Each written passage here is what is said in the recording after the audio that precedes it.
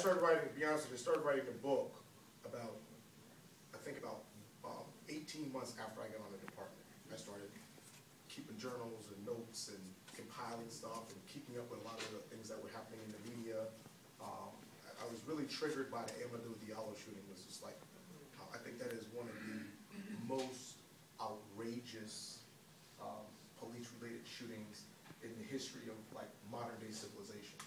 And I just, you know, I don't want to say I became obsessed, but I just wanted to see how that was going to play out. You know, how they played it out. How did you feel putting on the badge every day and a gun while you're reading about that? For me, it was very disturbing. It almost got to the point of, you know, I just felt for some reason I just felt that connection.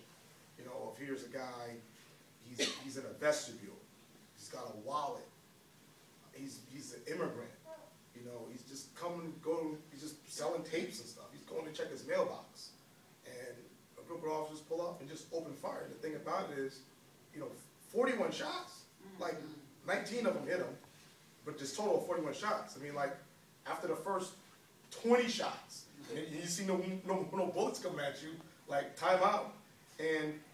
But I tried to do the best I could as an officer that works in really tough areas to say, okay, I can see that happening.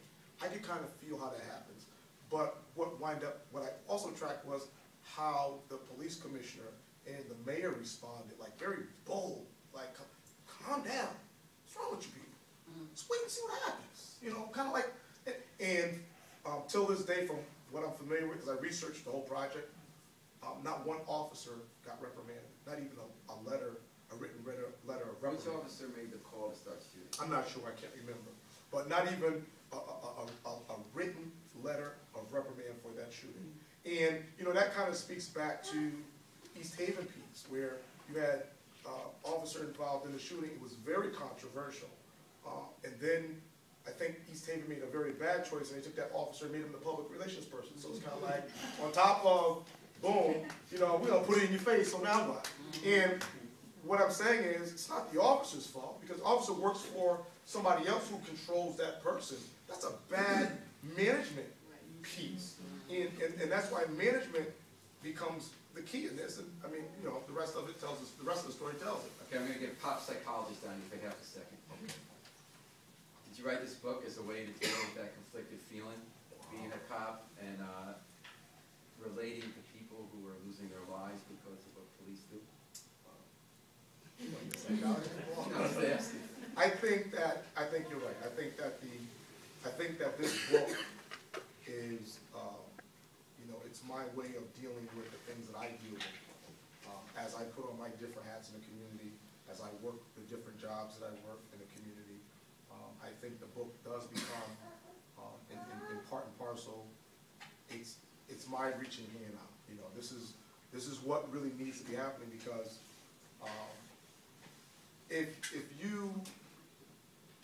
under the use of deadly force, an officer is allowed to use the necessary level of force to effectuate an arrest, that means a 15-year-old who doesn't stop the car, grandma's car, because he has no license, and feels he needs to keep driving, could potentially be shot and killed because of the way he's escalated a mere motor vehicle traffic stop, which could be, all right, kid, let me call your grandmother, push this car over here, and I'm going to take you home, to calling grandma and saying, I'm sorry, I need you to come here and identify this body, because we found what we believe to be somebody in a stolen car, because this young man may have matched the description of a crime that happened out of town, of a broadcast with the same exact vehicle.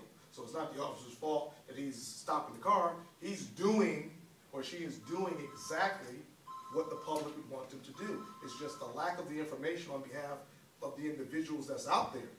They're not, you know, it's almost like they're not armed with the information to say, don't do that. And, you know, we have these kind of instructions all over our society. Don't swim there. You know, don't walk in there, that's a manhole. If you smoke cigarettes, it's going to do this. So if these are things that are life-threatening for us in our day-to-day society, if we are having life-threatening, unwanted experiences with law enforcement, why aren't we taking the time out to educate our population who's being affected to say, this is what you can do And in fact, the meat of your book, in between all this analysis